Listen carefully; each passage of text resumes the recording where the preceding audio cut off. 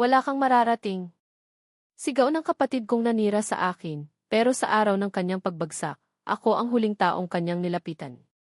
Ako si Mia, at sa loob ng maraming taon, dala ko ang sugat na iniwan ng sarili kong pamilya. Hindi lahat ng pamilya ay ligtas na lugar.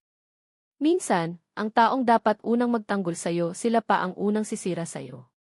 Lumaki ako sa isang bahay kung saan laging may paghahambing. Bakit hindi katulad ng kapatid mo? Si Carlo, matalino. Ikaw, puro pangarap lang. Wala kang mararating kung ganyan ka.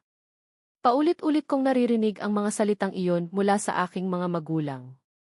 Ang kuya kong si Carlo ang paborito. Kapag siya ang umuuwi na may mataas na grado, may handaan. Kapag ako ang nakakuha ng award, ang sagot lang nila. Okay lang yan. Hindi naman malaking bagay. Pero ang hindi nila alam, bawat salitang binibitawan nila, unti-unting bumabaon sa puso ko. Noong nag-college ako, pinilit kong magtrabaho habang nag-aaral. Gabi-gabi, pagkatapos ng klase, nagtatrabaho ako sa maliit na restaurant.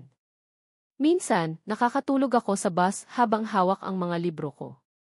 May mga araw na isang tinapay lang ang kinakain ko para may pamasahe ako kinabukasan. Pero tuwing umuuwi ako, hindi ko naririnig ang proud kami sa'yo. Ang naririnig ko, arte mo naman. Akala mo ikaw lang nahihirapan?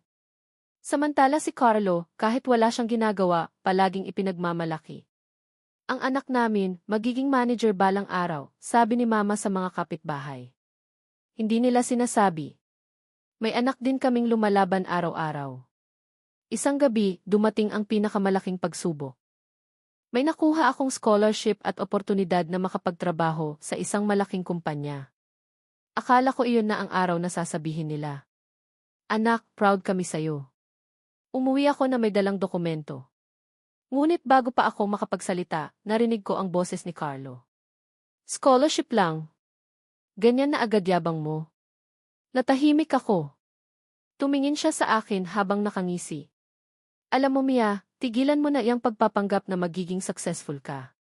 Hindi lahat ng tao ginawa para umasenso. Parang may sumaksak sa dibdib ko. Napaluha ako. Kuya, kapatid mo ako. Pero malamig niyang sagot. Kapatid lang kita sa papel. Kinabukasan, umalis ako. Hindi dahil galit ako. Umalis ako dahil gusto kong mabuhay nang hindi laging pinaparamdam na maliit ako. Lumipas ang 5 taon. Nagtrabaho ako ng tahimik. Nag-aral ako. Nabigo ako ng maraming beses. Pero bawat pagbagsak ko, pinili kong bumangon. Hanggang sa dumating ang araw na ako ang naging branch manager ng kumpanyang dati kong pinapangarap lang pasukin.